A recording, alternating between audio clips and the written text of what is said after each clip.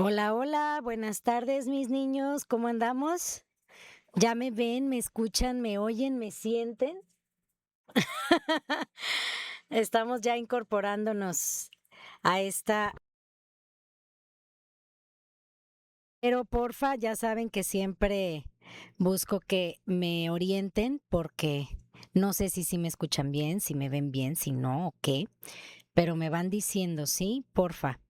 Ya estoy lista tanto en Twitch como en TikTok y empiezo, como en esta ocasión no hay invitado o invitada, ahora sí me voy directito. Dice, hola Raúl, ¿cómo estás? Hola Sandro, ¿cómo estás? Dicen, hola, hola maestra, un abrazo. Se escucha un poco bajo. Ay, caray, a ver, espérame. A ver ahí, Raúl, ¿ya? ¿Se escucha mejor? Dice, se escucha bien y se ve muy bien, querida profesora. Ay, muchas gracias. Gracias, Raúl. Qué bueno que me dices que sí se escucha bien. Y bueno, Sandro, te agradezco muchísimo el cumplido, de verdad. Ahorita traemos cabello cortito porque calor. Ustedes entenderán. Sobre todo que también son docentes, que no tenemos los recursos a veces en las escuelas para que nos pongan climita entonces tenemos que estar así casi, casi solas o solos. Hola, mi querida Sofi, hola, maestra Dani, ¿cómo está? Hoy sí me puedo quedar un ratito, mi niña, ¿cómo estás? Bienvenida, buenas tardes. Qué bueno que nos estés acompañando el día de hoy y que también nos des tu perspectiva, aunque sea desde el punto de vista del estudiante. Pero bueno, todos lo hemos vivido, ¿no? Y de alguna manera, de acuerdo a nuestro rol, vamos disfrutando o padeciendo esta etapa. Pero me da muchísimo gusto que me acompañes y siéntete libre, ya sabes, de comentar, de preguntar o de proponer, etc., etc. ¿Sale? Aquí te sigo leyendo, mi niña. Muchas gracias por estar. Te mando un beso tototote. Y volviendo un poquito, sí, básicamente tuve que cortarme el pelo porque hace demasiado calor en estos calorones de junio y en mi plantel, digamos que no hay clima. Entonces, la verdad, adoro el pelo largo, me encanta el cabello largo, pero por necesidad tuvimos que hacerle un pequeño ajuste. Así que, pues, vamos a esperar a que a que vuelva a crecer un poquito. Yarecita, mucho gusto, qué bueno que estás por acá. Y bueno, mis niños, en este momento, ahora sí, ya después de este previo, les voy a compartir que el día de hoy vamos a hablar justamente de este fin de ciclo escolar en dos perspectivas. La primera, aunque no sé si quieran primero que sea la perspectiva de los docentes o la perspectiva de los papás. Sí voy a mencionar la cuestión de los alumnos, pero tomen en cuenta que está basado en el nivel primaria, que es en donde se desempeña su servidora. Entonces, como básicamente no podemos meter aquí a menores de edad, salvo que se tenga un pequeño permiso de los padres, no voy a ahondar en la perspectiva del alumno, pero sí la conozco por el hecho de trabajar directamente con ellos. Y aquí considero yo que tanto Raúl como mi querido Sandro, que también son docentes, pero en otro nivel, me pueden complementar, me pueden corregir o inclusive me pueden decir, ¿sabes qué, maestra Dani? Se te olvidó tal punto porque también hay que tomarlo en cuenta y demás. Pero antes de empezar, quiero saber si quieren saber primero las recomendaciones que se hacen para los papás o las recomendaciones para los docentes. Y por otro lado, al mismo tiempo, me gustaría que dentro de su experiencia, en el caso de otros niveles, también los complementaran y en dado caso me dijeran. Y así, ¿ok? Hola, primo, ¿cómo estamos? Bienvenido, primo. Tan guapo él. ¿Cómo estás, primo mozo? Gracias por darte la vuelta. Apenas estoy dando la introducción, pero yo creo que te puede ayudar por el hecho de que tienes o tenemos sobrinos, entonces nos pueden ayudar la perspectiva de los que estamos del lado de la enseñanza y los que estamos atrás de, pero que hacemos y logramos que todo se conjugue para que nuestro niño o nuestra niña tenga un muy bonito cierre. Pero ahí me van diciendo. Gracias, primo, por estar acá. Te lo agradezco mucho y te mando un abrazote y un beso totote. Y bueno, entonces, ya sabiendo que no hay tanto problema con el sonido y demás, ahora sí me voy de lleno. Considero que es un poquito más adecuado iniciar con la perspectiva docente, porque si casi, casi no nos escuchan, pues imagínense si lo dejamos al final menos. Entonces, voy a empezar por ahí, en el caso de los maestros, primero con lo que sí se recomienda hacer y luego ya después con lo que no. En caso de que se me pase algo, se me brinque algo, me van comentando, porfa. Pero en primera instancia, desde la postura docente, la primera recomendación es dentro de todo, porque hay de todo en la viña del Señor. Primero que nada es bajar la expectativa en cuanto al cierre de ciclo tal cual.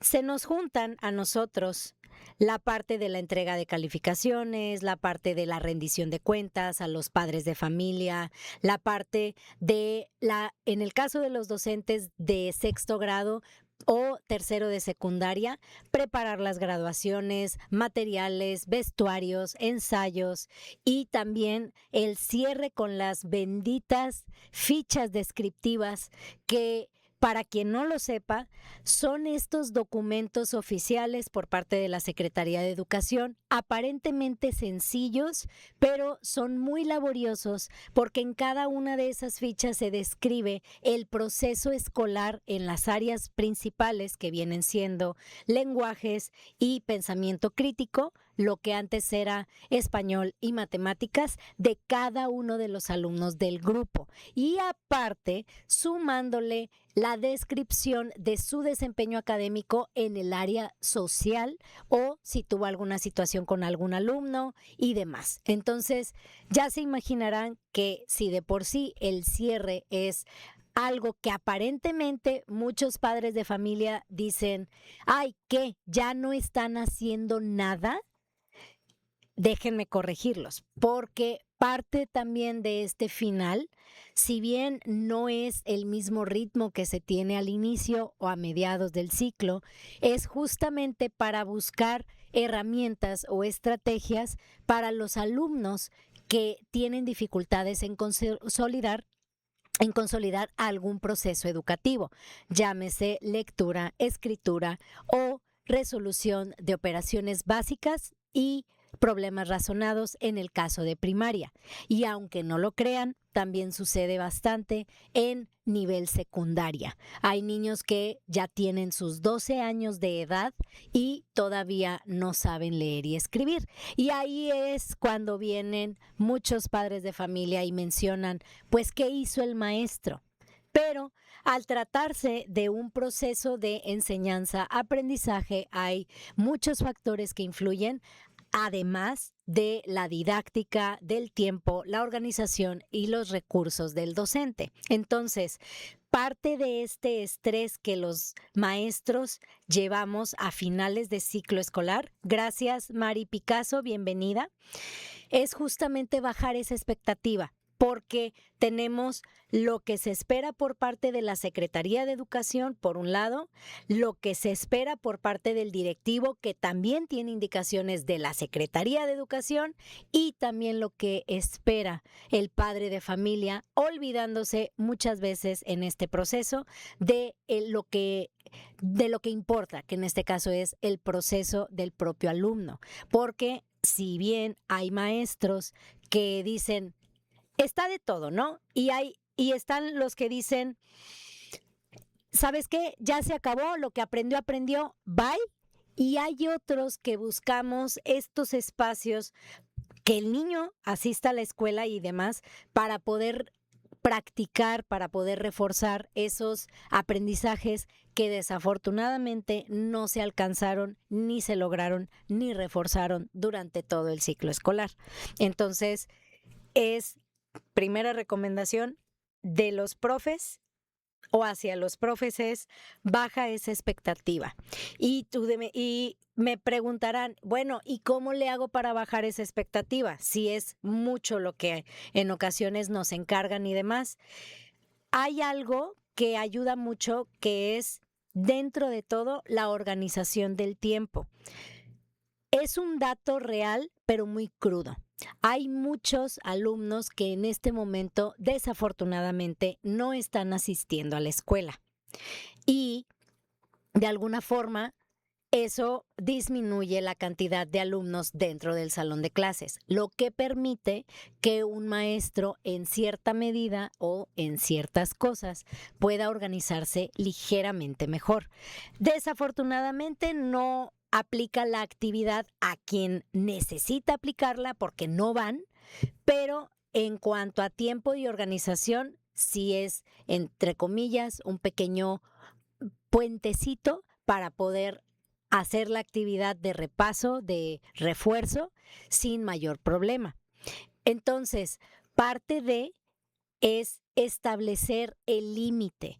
Fue algo, para los profes, fue algo que en pandemia desafortunadamente no se respetó, porque como entramos a las casas directamente, fue la eliminación de esta línea en donde era lo del trabajo y la casa en el mismo espacio al mismo momento, contando también, por ejemplo, las personas que tienen hijos, las personas que pues tienen otros trabajos y demás, pero al ser docente se acostumbraron o mal acostumbraron la gran mayoría, tanto directivos como secretaría, como los propios padres, a que el celular es un medio de comunicación para establecer esta participación comunidad-escuela, pero no se respeta el tiempo. Entonces, una de las recomendaciones para este ciclo, a medida de lo posible y acorde a sus responsabilidades, es mantener un tope de atención al cliente, vamos a decirlo así. Si tu horario es de 8 de la mañana a 12:30 del mediodía, procurar establecer un acuerdo con los padres de que ese es el horario en que se les va a responder a medida de lo posible. Porque sí ha pasado, y no me dejarán mentir Sandro y Raúl, que mandan los comunicados y el papá ni está en el grupo, ni se acerca y espera que todo le llegue, pero cuando no le llega, en la mayoría de los casos buscan que tú estés repite y repite la información e inclusive a horarios que no debería. Entonces, si nosotros como adultos estamos buscando que el niño establezca hábitos,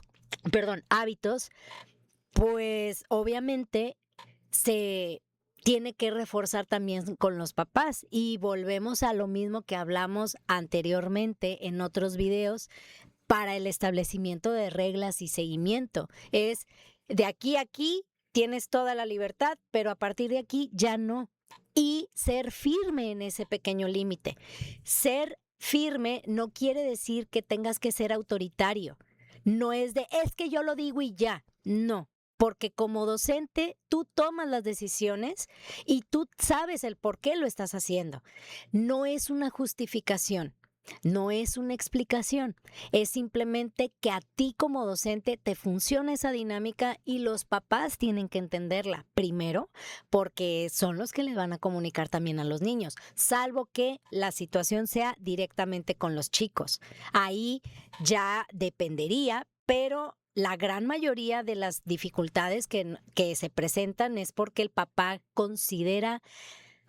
se considera con esa libertad de mandar las dudas a la hora que quiera y no sucede así. Tampoco ni para los papás, ni para los docentes, ni los directivos.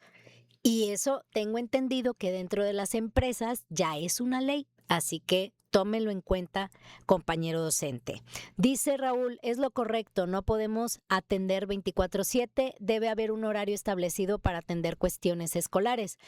Así es, y de hecho por eso mismo está establecido. El horario de escuela de tu niño es de 8 a 12:30. Y tú dirás, ¿y qué tiene que ver con lo de las tareas? Tomemos en cuenta que la tarea es un refuerzo al proceso, es un refuerzo. Y aparte, porque con la tarea se refuerzan los hábitos y otras cosas que le van a ayudar en un futuro. Ahí normalmente no se aclaran en ese espacio o cuando los papás o así quieren aclarar dudas, no se hace con el objetivo de aclarar dudas que se ponen como avisos generales. Si hay alguna situación particular, el padre de familia tiene la obligación de acercarse, no el docente. El docente ya tiene el medio de comunicación y si usted por alguna razón como papá no tiene esta facilidad, busque la herramienta. o comuníquese de alguna forma, la libreta o lo que sea. Ya lo hemos platicado también en otros espacios de videos. Ahora, dice, además hay que enseñar al alumno a respetar plazos y fechas límites. Completamente. Digo, hay una pequeña lona que normalmente se pone en la mayoría de las escuelas y es algo que parece copia, pero es algo que tenemos que estar reafirmando demasiado porque dice, si voy a un viaje y me pierdo y no llego a tiempo, pierdo el avión y por ende pierdo el viaje. Si voy a la biblioteca y quiero hacer ruido, obviamente corro el riesgo de que me saquen del lugar, etcétera. Entonces, los límites, sobre todo a estas edades de formación, no es pérdida de libertad. La verdad, yo sé que cuesta o a lo mejor tú dices, no, porque el niño puede hacer lo que quiera. No, al menos no dentro de un salón de clases como en otros lugares y en otros contextos. No se puede porque no es funcional. Y dicho sea de paso, como dato extra, cuando un niño no tiene un límite, no es libertad, se convierte en libertinaje y el problema es que ahí se desarrollan otro tipo de cuestiones que no deberían de ser un problema. Pero normalmente a estas edades es cuando el niño busca la aprobación, la seguridad, la organización, la estructura y al no tenerla, no es un niño que crece con una firme toma de decisiones, sino un niño que básicamente está a la deriva y va a empezar a aumentar en sus acciones en cosas que a lo mejor lo pongan en riesgo con tal de que alguien voltee a ver. Entonces, esta parte, sí, papás, hay que tomarla en cuenta, pero con acciones, por favor, si son tan amables. Dice Sandro, los muchachos hoy ya no entienden límites porque ya no los hay en casa, se empoderan. Justamente, y fíjate, lo raro, o bueno, no lo raro, sino lo curioso es que estamos hablando de distintos niveles. Por un lado, yo estoy hablando del nivel básico y en el caso de Raúl y el tuyo es en el nivel superior. Y aún así nos damos de topes con adolescentes, con muchachos o chicas que no tienen este límite y no lo respetan y se frustran porque no. Y aquí pones en juego o debes de poner en juego muchísimas herramientas para no perder los estribos y demás, pero también están rompiendo tu espacio, tus reglas en el contexto que a ti te corresponde, que en este caso es como docente. Pero hay esta parte actitudinal como una barrera de que no se le respeta. Y pues así no. Y hay otros que se van al extremo, en donde dicen, como el maestro es bien estricto, yo quiero que esté con él porque él me lo va a disciplinar.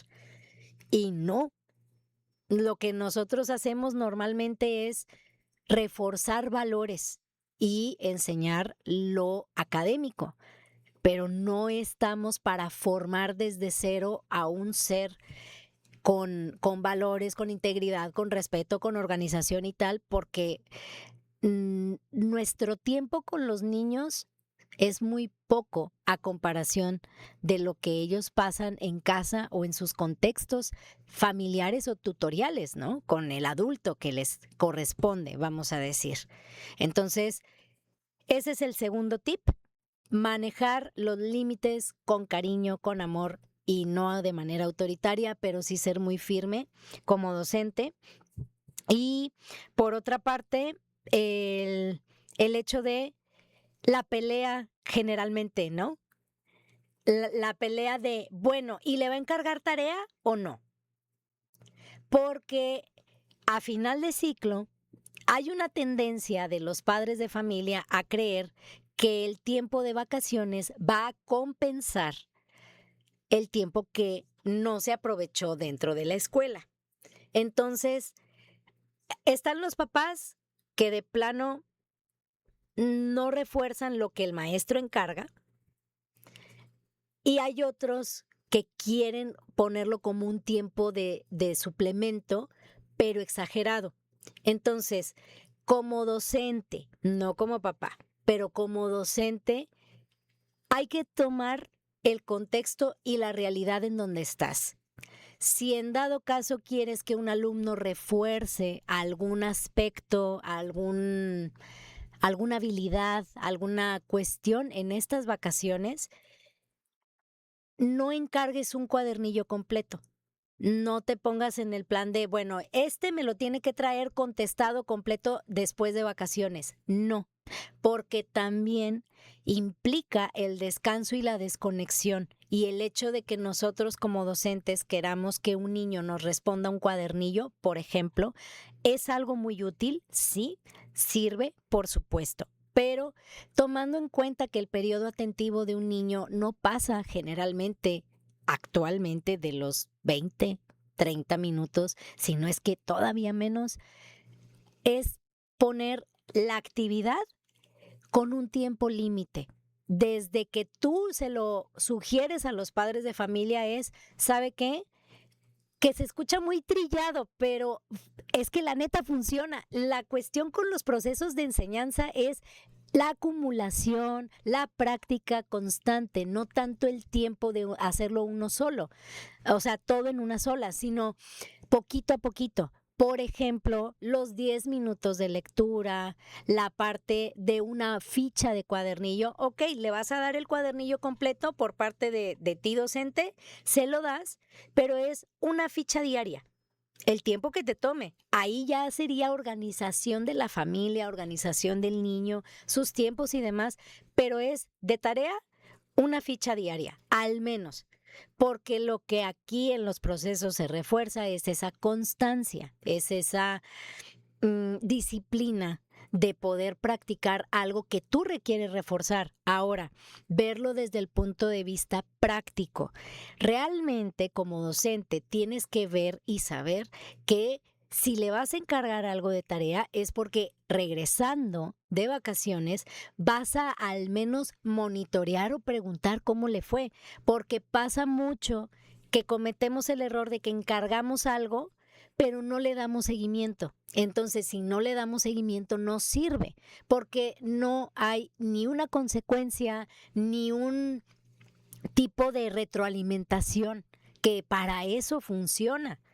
Entonces, si no va a haber un seguimiento, encargar actividades por encargar, al menos yo no soy tan partidaria de esa situación, no porque yo tenga grupo, pero tomen en cuenta que lo he hecho por los niños que requieren o que enfrentan barreras para el aprendizaje. Y ahí son niños que de plano, aquí el no practicar te juega mucho más en contra todavía, porque hay que tomar en cuenta otros factores y demás. Entonces, hacer de estas actividades tangibles a medida de lo posible, como un cuadernillo, como esta parte de, de escritura o de alguna evidencia que te quede. Porque también está el otro punto en donde los papás les hacen la tarea y pues no es el caso. Ya hemos hablado también de ese videíto en donde se recomienda acompañar al momento de hacer la tarea, no tanto hacérsela. Y también eso va para los profes. Sí nos ha pasado a algunos que nos quedamos en la parte de, ay, bueno, yo lo hago o así. Entonces, hay factores en nosotros, en las clases, que sí influyen, como el tiempo, pero la idea es también acompañar en ese proceso. Ahora, si vas a encargar algo, preferentemente que sea algo específico, que sea un tema que tú digas, ok, a este niño, ok, casi no me resuelve problemas razonados, casi no me resuelve operaciones básicas directas, pero no me sabe leer. Entonces, si no sabe leer, no va a poder contestar lo demás. Entonces, hay que priorizar qué es lo que queremos que el alumno remarque, refuerce en las vacaciones y hacerlo de manera concreta, concisa. Y si en dado caso tú quieres que el niño lo practique, enfócate, por ejemplo, con estas herramientas de la IA o de YouTube o del Internet, de decirle al papá, ¿sabe qué? En vacaciones, véame al monosílabo, véame un programa o una aplicación de juegos, de crucigramas y demás. De hecho, aquí también te doy el tip. Si te funciona, yo les he mandado a los papás los nombres de algunas aplicaciones que son específicas para lo que yo quiero que el niño logre. Si tengo, por ejemplo, un niño que ya está en un nivel de conceptualización silábico alfabético o si está empezando ya a juntar sílabas, pues en video puede ser el monosílabo en YouTube o puede ser hacer crucigramas o buscar palabras en sopas de letras, pero yo les doy esa aplicación y de ahí no se sale. Entonces, no necesariamente tiene que ser algo que tenga que escribir en este caso de descanso, sino que refuerce de alguna manera la lectura y la escritura. Ok, nos vamos por medio del juego. Y esa recomendación yo les diría que la den ustedes como docentes. No dejen a los papás solos en el aspecto de, ay, pues póngale videos en YouTube. No, porque ellos no tienen en el buen sentido el camino o el objetivo específico. Entonces, por eso, si van a encargar tarea, que sea específica y que ustedes la recomienden, que sepan que realmente esa aplicación o juego que ponen es porque tiene ese objetivo y nada más ese, porque la idea no es llenarlos de tareas, es que practiquen lo que realmente necesitan y lo prioritario, ¿va? Entonces, esa es la segunda cuestión. La otra, hay que tener mucho tacto, pero hay que ser siempre honestos. En este fin de ciclo escolar, yo sé que es muy complicado comunicarle a un padre de familia que a lo mejor su niño o su niña tiene que repetir grado, tiene que a lo mejor venir a un curso o adelantarse en vacaciones para que retome, para que practique, para que refuerce y demás. Y no todos los papás desafortunadamente se lo toman bien, lo toman a veces como una señalización o como una etiqueta. Entonces hay que tener mucho cuidado con el vocabulario, la forma y el tono con el que comunicamos a los padres de familia una necesidad, porque el objetivo es que el alumno avance en lo que nosotros sabemos mejor que nadie en muchos aspectos, lo que el niño necesita reforzar o adquirir. Entonces, sí ha pasado que hay muchos malos entendidos por parte de los padres por una mala comunicación, por la falta de la herramienta de ser un tanto asertivos y sobre todo el hecho de simplemente comunicar, pues es que el niño no lee, pues es que el niño no hace, el niño no hace.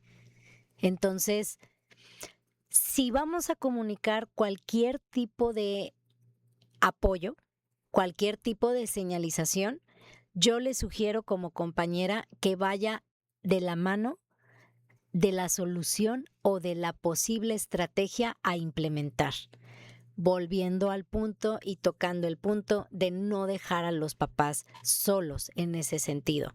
Porque si nosotros como docentes nos enfocamos nada más en decirle, pues es que el niño no lee, el niño no escribe, yo como docente de educación especial te puedo decir, ok, no lee, no escribe, pero habla, se comunica, expresa necesidades, expresa emociones, porque hay muchas cosas que se adquieren o se tienen que tomar en cuenta antes de leer y escribir, por ejemplo, que es el área en donde más necesidad hay en la gran mayoría de las escuelas.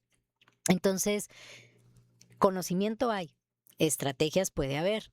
Entonces, no enfocarnos solamente en lo que el niño no hace, sino al momento de comunicar, primero ver lo que el niño logra solo o con ayuda y luego ya al final decirle, ¿sabe qué? Pues alcanzamos esto, esto, esto y esto, pero esta parte no se logró consolidar y aquí le ofrezco esto. Y acorde también al contexto del papá o de la mamá, es que pueda decidir qué estrategia puede implementar, porque también hay otras que dicen, bueno, lo inscribo a cursos de verano, lo inscribo a talleres, lo inscribo a proyectos o lo inscribo a clases de apoyo y no está mal.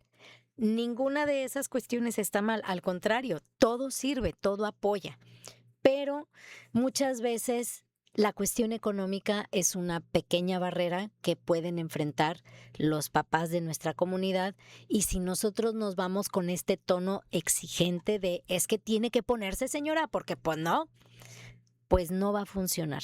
Recordemos, como lo hemos hablado también en otro de los videos, es un trabajo en equipo.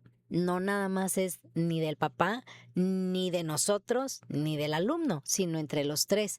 Y sí, es muy evidente cuando una de esas tres patitas flaquea o no funciona, pero considero yo que en esta parte de la comunicación de noticias sí es muy importante iniciar primero con lo que se alcanzó, con el objetivo, digamos, más palpable, más visible a medida de lo posible, y ya después, ahora sí, anunciar lo que tiene que mejorar, porque hay que verlo también así. No es un error, simplemente es una realidad que hay que trabajarla y por eso se viene esta noticia con la posible solución, la posible estrategia.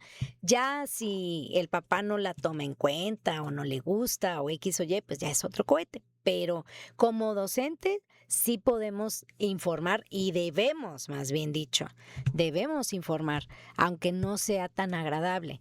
Y esto para los compañeros que son de educación especial, tomen en cuenta que esta noticia normalmente la tiene que dar el maestro de grupo, no nosotros, porque el niño es de la escuela, no es de nosotros como educación especial, como lo dice pues nuestro título prácticamente, bueno, no el título, pero sí como somos comúnmente conocidos, maestros de apoyo, pero el niño es de la escuela, no es de nosotros, ¿ok?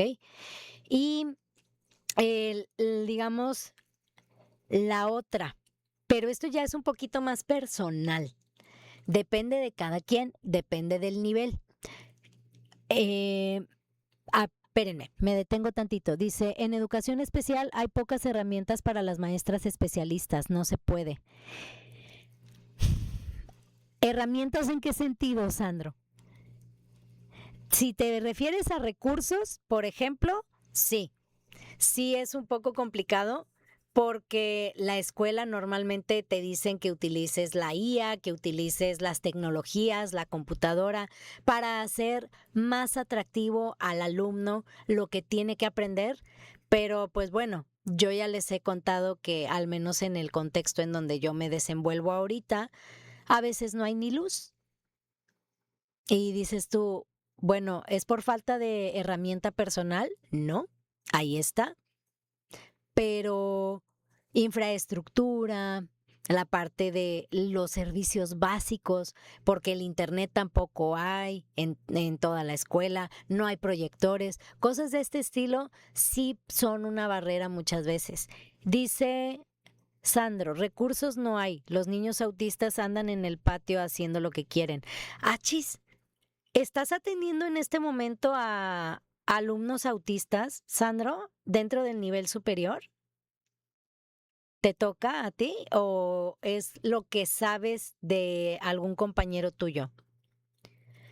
Porque cambia un poquito, tengo entendido, la atención de una persona con autismo en el nivel primaria al nivel superior, inclusive en secundaria. Es que aquí me voy a detener tantito porque no hay un panorama completo muchas veces por parte de los docentes, el alumno o en el caso de los propios papás. Y también hay que ser honestos y al mismo tiempo probablemente un tanto crudos con, con ellos, ¿no? Porque muchos tienen la idea de que van a recibir el mismo apoyo en el nivel básico al nivel superior y no es así. Ya la cosa cambia porque el alumno ya está más grande, ya implica a lo mejor otras cuestiones de su persona, como la cuestión del desarrollo en la sexualidad y la convivencia con otras personas y todo esto. Entonces ya no es tanto académico acá, sino ya va a tocar o trastocar otros temas un tanto más profundos todavía. Dice Sandro, no, tengo una maestra conocida de primaria donde pasan estas situaciones, solo tienen rompecabezas. Oh, ya, ya, ya. Bueno, es que ahí depende. no conozco al niño, no conozco el contexto y no conozco las herramientas de la profe, pero normalmente en cuanto a los alumnos con autismo, es muy, muy, muy común el tener que trabajar primero las cuestiones actitudinales y de adaptación y socialización. No que pidamos que un alumno con autismo ya vaya a interactuar nada más porque sí, sino esta parte de seguimiento de instrucciones, de entendimiento de las mismas, del acoplamiento a las reglas contextuales, es decir, la escuela, la familia y otros espacios externos como vienen siendo las bibliotecas, la parte de las empresas cuando se van y se hacen visitas escolares, la parte del cine, que a veces se hacen algunos simulacros o me ha tocado que se hacen simulacros en esos espacios y básicamente por eso se establecen las prioridades y para eso también se ofrecen los servicios de los CAM, que son centros de atención múltiple, que son las personas o la institución encargada de atender alumnos que tienen dos o más discapacidades en una persona. Puede ser una persona ciega con autismo, una persona con síndrome de Down y por ejemplo, alguna discapacidad motriz y demás. Entonces, también ahí entran un poquito, pero porque ven otras cuestiones distintas. Dice, prenden y apagan las luces, se quitan la ropa, gritan y las maestras no pueden hacer más. Ya creo que entiendo el punto y sí, me ha pasado normalmente. En ese sentido, como docente, sí estamos un poquito atados de manos porque nosotros no podemos tocar a ningún niño. No lo podemos hacer por más que la maestra dice, pero es que ahí estabas. Sí, pero por ejemplo, me pongo de ejemplo porque no conozco otro, pero yo en el nivel superior, yo me imagino que este muchacho que tú comentas, a pesar de que dices que está en primaria, a lo mejor está más alto que yo. Y ya con eso, a mí me quita la herramienta de lo que se conoce como la contención, porque yo no lo pudiera sostener, no lo pudiera yo proteger de sí mismo o de los demás o de los objetos, porque además de que probablemente me gane en fuerza, me gana en tamaño. Y parte de la contención es poder resistir a ese comportamiento. Entonces, la herramienta la tengo, la conozco y la he aplicado, pero aquí a lo mejor no se puede. Me imagino que eso es a lo que te refieres, ¿no?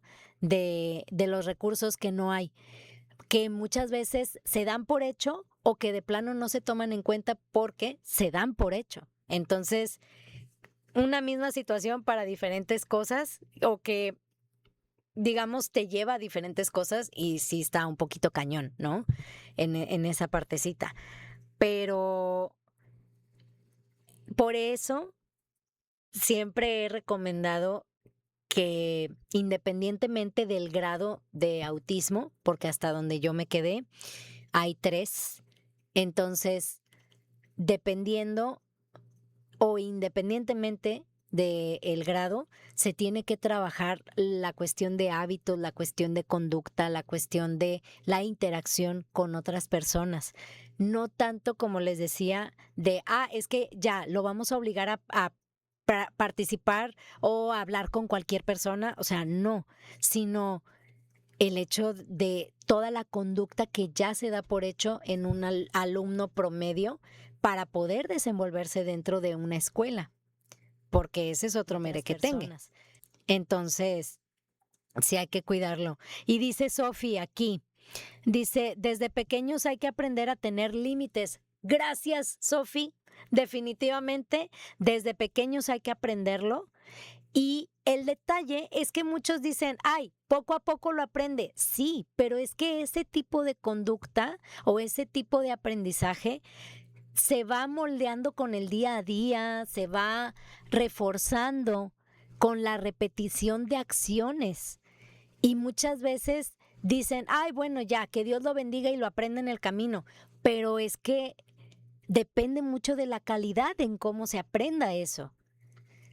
No es lo mismo tener todo el apoyo dentro de la primaria de los padres, del maestro, de los propios compañeros, a básicamente simplemente utilizar la estrategia, porque aunque no es tan efectiva en estos momentos y que no es permitida en estos momentos actuales, la conducta o la premiación con base a castigo o premio, dependiendo de cómo te comportes, dice mucho, ¿saben? Entonces, hay muchas estrategias que son más tardadas en teoría, pero bueno, no es en teoría, son más tardadas, pero su impacto es mayor y más profundo, pero es muy tardado. Por eso al mismo tiempo se requiere de mucha paciencia, tanto docente como familiar, para poder interiorizar estas actitudes que en un alumno promedio se pasan por alto, porque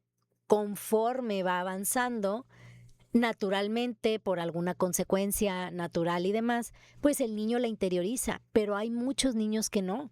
Y en este momento vemos a bastantes niños que requieren el acompañamiento para su corregulación, porque no la pueden adquirir de la noche a la mañana y mucho menos por arte de magia. Tiene que haber un guía ahí, que en este caso es el contexto familiar y el contexto en escolar y áulico, ¿no? O sea, de todos los que implican o todos los que se implican en el proceso de enseñanza-aprendizaje del niño.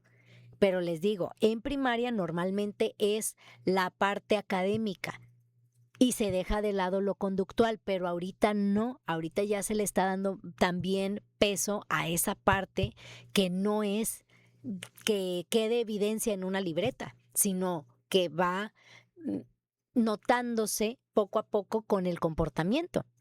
Dice, y saber diferenciar las cosas que están bien de las que están mal.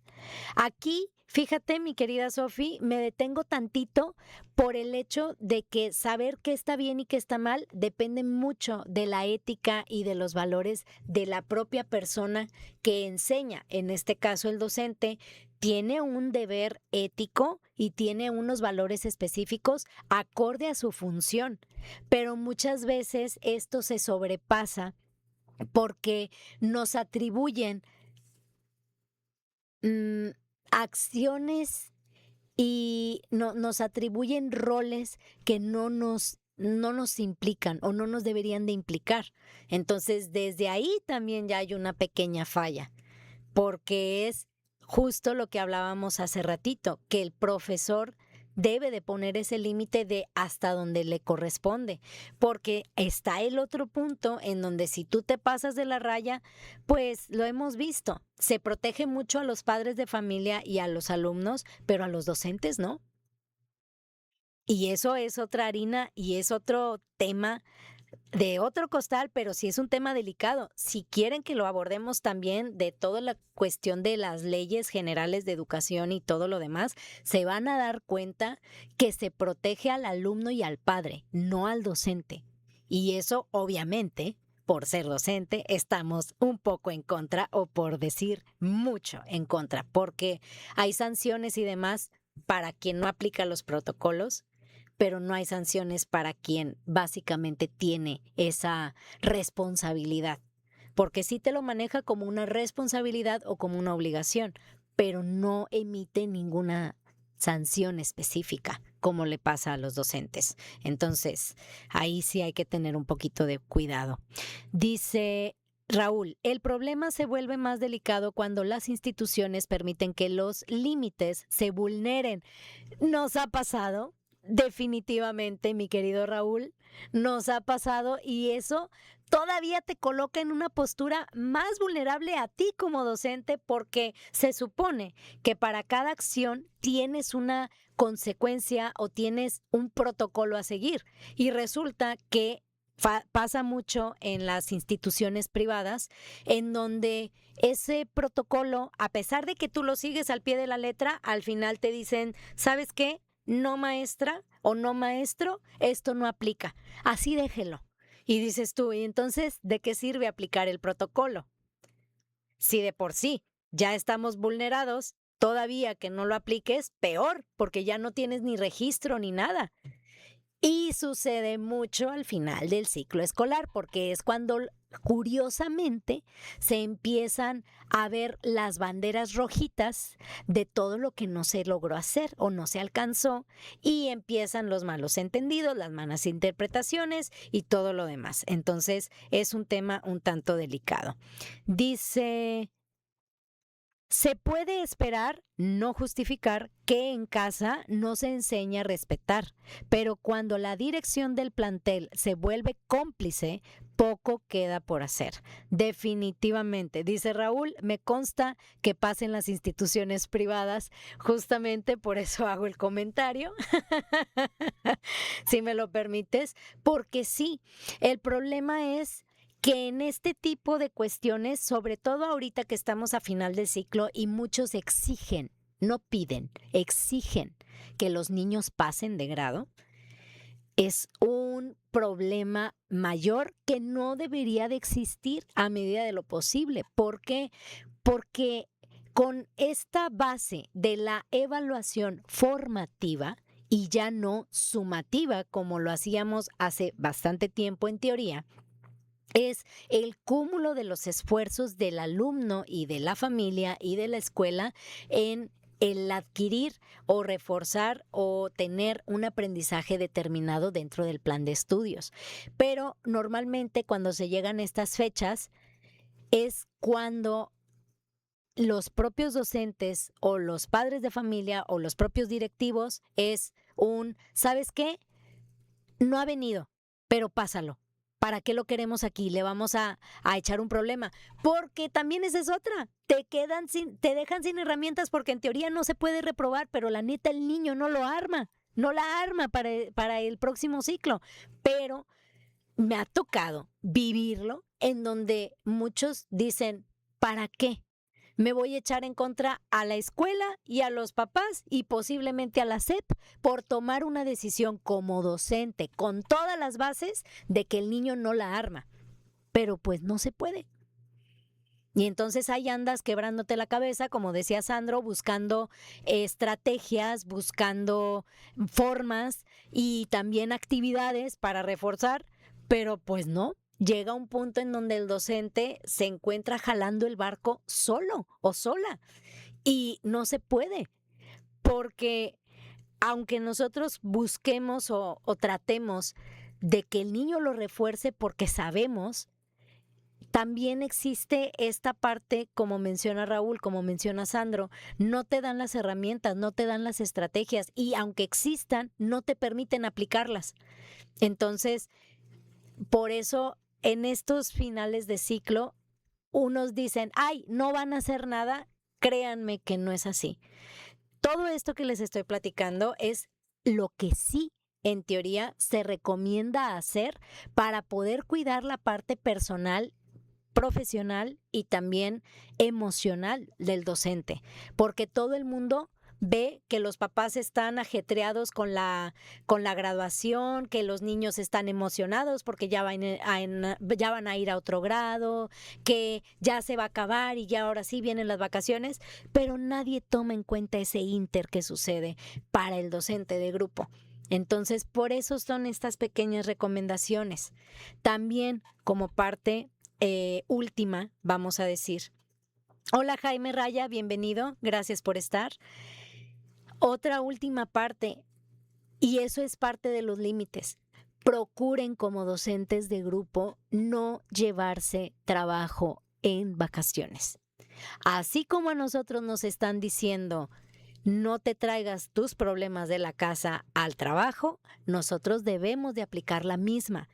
¿Suena crudo? Sí. ¿Probablemente lo ven como irresponsabilidad? No. ¿Por qué? Porque es tu receso escolar también. Como el enfoque de todo este plan de estudios y todas estas cuestiones es para y por el alumno, se deja de lado al docente. Y malamente sucede que cuando hay que entregar calificaciones, el docente se las lleva a su casa, se lleva las libretas, se lleva todo para calificar. Entonces, el docente sí tiene o debe de llevarse su trabajo a la casa, pero no puede traer sus problemas de la casa al salón, que porque entonces es antiprofesional o antiético, cuando tenemos alguna situación que nos rebasa en cuanto al estado emocional, en cuanto a todo este tipo de cosas. Y no. Por eso esta recomendación también se las pongo, aunque los tachen, aunque les digan que es antiético, no es antiético, compañeros. Para eso se establece un calendario, para eso se establecen unos horarios, que la organización de la Secretaría de Educación no permita que tú puedas organizarte por cuestiones administrativas y papeleo y todo esto que tenemos que ver, sobre todo a finalizar el ciclo escolar, no permita que tú puedas desprenderte, no quiere decir que no puedas tú establecer este límite y decir, son vacaciones y son vacaciones. Pero a mí se me hace muy injusto, y no sé qué opinen ustedes, compañeros, pero a mí se me hace muy injusto que cuando el docente decide descansar es un irresponsable, pero cuando el padre de familia te dice, ay maestra, es que nos fuimos 2 semanas antes para que no nos saliera tan caro el viaje y pues no hicimos la tarea. Ah, ok, perfecto señora, muy bien. ¿Qué más le dices? Nada, pero no hay una estigmatización hacia el padre de familia. Se busca una comprensión, pero no es igualitaria. Se comprende al padre, pero no se comprende al docente. Y yo sé que a lo mejor me pueden decir, oye, maestra Dani, pues es que no te pases, son cosas que a lo mejor no estarían tan chidas, pero hay que tomarlo en cuenta, compañeros.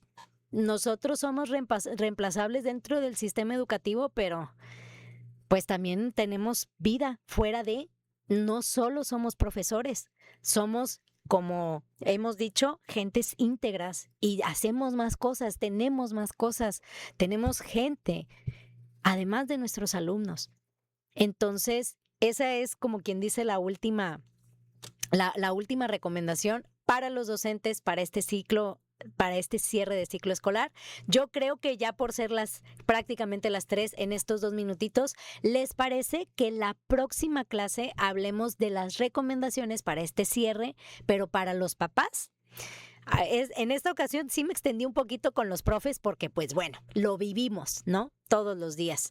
Pero en la siguiente clase, la clase 19, si todo sale bien, voy a abordar ahora las recomendaciones del cierre, pero para los papás, ¿ok?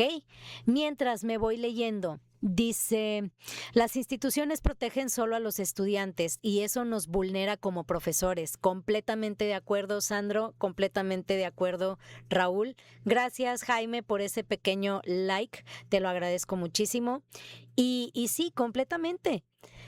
Y es algo, fíjense, que siento yo que no se toma en cuenta para el docente, porque lo más que a mí me ha tocado dentro de mi labor es cuando en la junta de consejo te piden hacer alguna actividad para que expreses tus emociones, para que expreses cómo te sientes en algún momento del ciclo escolar. Pero fuera de esa clasecita, fuera de esa junta de consejo como actividad, ya no hay seguimiento. Nadie viene y nos revisa en cuestión de salud, cómo andamos, en cuestión de papeles, cómo andamos, ¿no? Porque irónicamente la propia secretaría te dice, maestra, te voy a encargar que me hagas esta parte administrativa de las fichas de los alumnos, pero no te preocupes, te la voy a simplificar. Y de simplificar no tiene nada, porque repiten absolutamente todo. Es un mismo documento con diferentes apartados o con diferente nombre y los cuales te piden llenar todos. Y tú dices, ¿simplificar dónde? ¿Concretar dónde? No se puede. No se ponen de acuerdo en este punto y tomamos en cuenta también la falta de organización de la SEP. Te mandan cosas que al final se sacan de la manga porque ellos, la mayoría, están detrás del escritorio y obviamente no ven la realidad. Creen que en el salón, en 5 horas, con 30 alumnos, se puede hacer todo lo que la teoría promueve, pero sabemos nosotros en la realidad que no es así. Entonces, espero mis niños y mis niñas, que estas recomendaciones generales, a pesar de sonar un tanto contradictorias, les sirvan, las tomen y sobre todo las practiquen de manera constante, firmes, no autoritarias, pero sí de una manera que les ayude a que este cierre de ciclo por parte de como compañero o compañera te sea más ligero, te sea más tranquilo y demás, ¿ok? Por lo pronto, ¿alguien tiene alguna duda, pregunta, queja, sugerencia o comentario del tema abordado el día de hoy? ¿Alguna recomendación que quieran que rectifiquemos, que repasemos, que reforcemos o todo bien? Y si es así, pues ahora sí para empezar a dar cierre de esta pequeña clasecita, que vamos a tener que hacer una parte 2 porque nos extendimos en estas recomendaciones para docentes y la próxima clase va a ser para ahora sí los papás. Y vamos a estar mezclando un poquito estos puntos de vista porque recuerden que no somos enemigos, somos complementarios para bien del aprendizaje de su niño o de su niña, pero sí hay que tomarlo en cuenta y ponerlo en la mesa porque muchas veces nos dejan a nosotros de lado, como si nosotros no fuéramos papás, mamás también. Entonces hay que ponerlo en la mesa y creo que o espero que estas recomendaciones y demás pues les hayan sido de utilidad. Dice Sandro, todo bien maestra, solo es confiar en nuestro trabajo para llevar las cosas en armonía. Gracias. Así es, mi querido Sandro. Ser muy seguros, ser muy tranquilos, ser muy asertivos, pero sobre todo muy disciplinados y muy firmes en las decisiones que nosotros estamos tomando como docentes para el beneficio de nuestros niños, de nuestras niñas y también de nuestro cuidado personal. Así que terminando con esta pequeña reflexión y comentario por parte de mi querido Sandro y viendo que no hay alguna otra pregunta, alguna duda y demás, les agradezco muchísimo el haber estado conmigo en esta clase número 18 junto con su maestra Dani. Muchas gracias Sofi, gracias Raúl, gracias Sandro, gracias Jaime y gracias a las personas que estuvieron presentes probablemente pero no escribieron para saludarlas, pero nos estamos viendo entonces la próxima clase número 19 que va a ser en torno a este tema en cuanto a ahora la perspectiva de los padres o hacia los padres de familia. Por lo pronto, te agradezco bastante el haberme prestado tus ojos y tus oídos a esta voz que te habla. Se despide de ti tu maestra Dani y nos escuchamos y vemos el próximo miércoles a las 2 de la tarde por tu canal. Cuídate muchísimo, un abrazote y hasta la próxima. Estamos hablando. Bye bye.